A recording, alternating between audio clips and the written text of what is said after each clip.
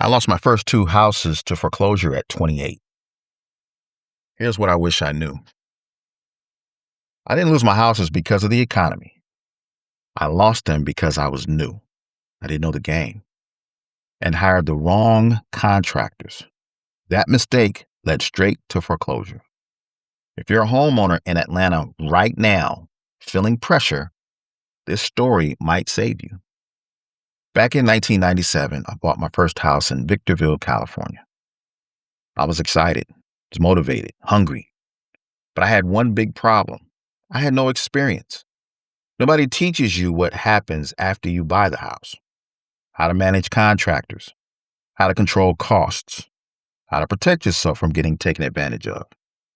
And I learned all that the hard way. Every contractor I hired saw me coming. I was new. I didn't know pricing. I didn't know what to look for. So they overcharged me, delayed work, cut corners. One roofing contractor completely ripped me off, took my money, and didn't deliver what was promised. Now I'm stuck, trying to fix mistakes I already paid for. It took me 6 months just to stabilize that first property. 6 months of stress, frustration, and learning through pain.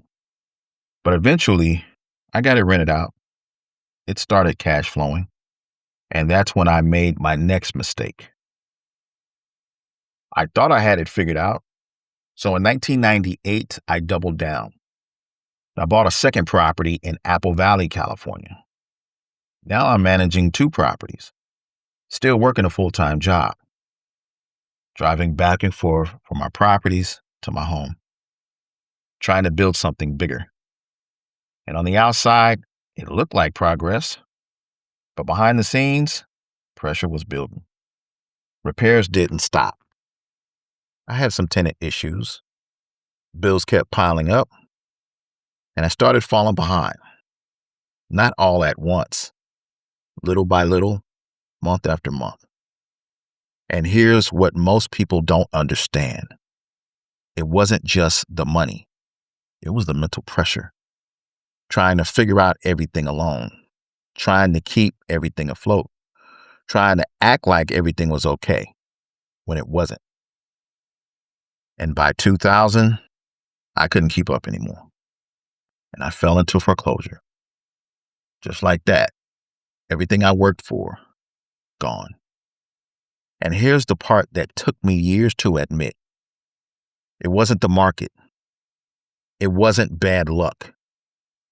I was my own worst enemy. Let me tell you exactly where I went wrong so you don't repeat it. Number 1, I didn't call the bank. I was falling behind, but I stayed silent. I didn't ask for forbearance. I didn't try to negotiate. I waited, and waiting cost me everything. Number 2, pride. I didn't ask for help. I didn't talk to family. I didn't bring in someone more experienced.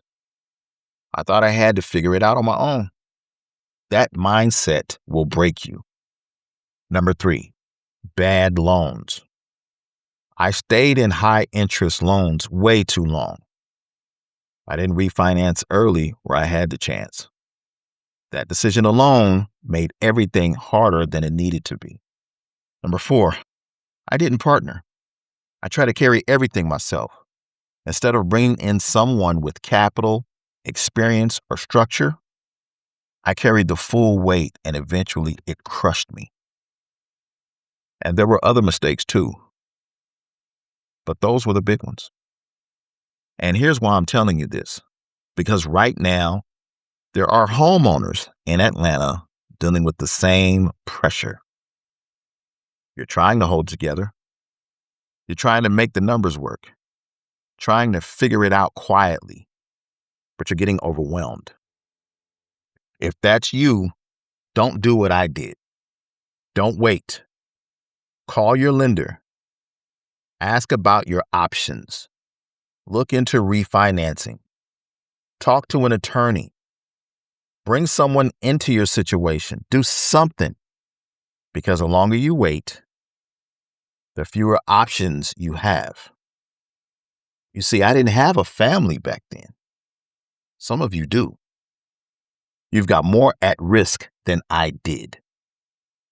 Learn from my mistakes. Don't lose your house trying to figure it out alone. If you're in Atlanta and going through foreclosure, reach out to me below. Check out the help guide in the comments. Don't make the same mistake I did.